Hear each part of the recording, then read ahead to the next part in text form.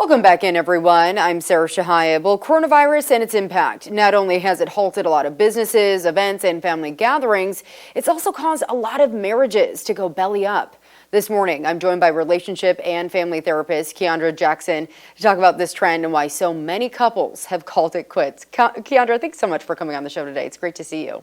Absolutely. Great to see you again as well. Thank you for having me. Absolutely. Well, unfortunately, more people have been getting divorced since this pandemic started. So why would you say that trend exists, and what's driving these recent numbers?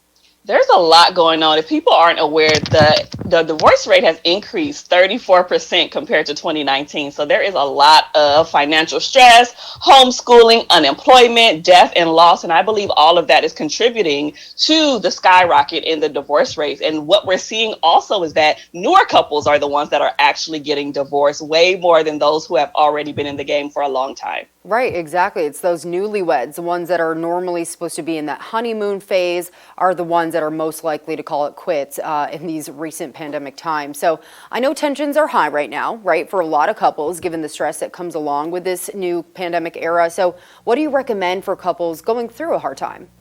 You know, if people are going through a hard time, I would recommend the 3 Gs. One, you want to give your partner grace, right? You don't want to be on their neck about every single thing because they're also going through their own personal issues in addition to the couple's issues that they may have. I also want people to just tap into gratitude. Sometimes we get so caught up in all the negative things that are happening in this world that we forget to be thankful and grateful for life and just the simple things. And last but not least, I would say get professional help if you need it. If you need to have a mediator or an outside person, there are therapists like myself who are out there who are willing and qualified to help you. All right, grace, gratitude, and get professional help. I love those 3 Gs. Well, maybe some couples are actually doing okay right now.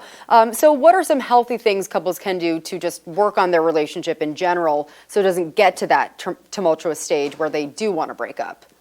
I think oftentimes in relationships, we're always trying to do something new. And what I like to encourage people to do, if your relationship is going well and things are on the up and up, continue to do what you're already doing, but kind of just crank up the volume a little bit. So 10x that thing, because you don't always have to do something new. You can always just do what you're already doing, and that will be just enough. All right, I love that. So we've seen weddings canceled or substantially reduced in guest size during this pandemic. So do you think now is still a good time for folks to get married, or do you think couples should hold off?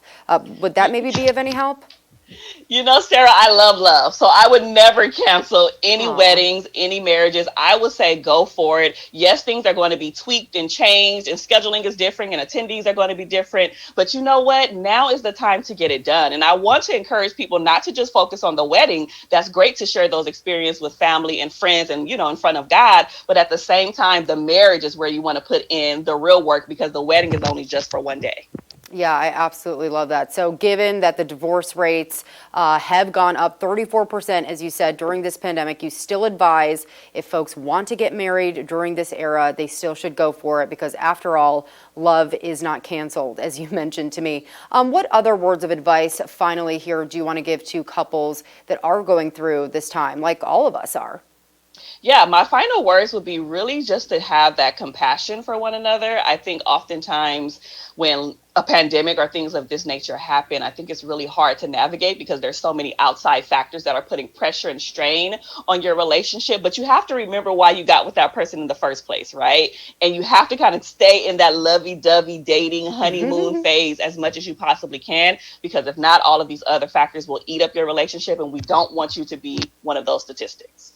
Is there a story you think we should investigate? Call our Eyewitness News tip line at 869-2929.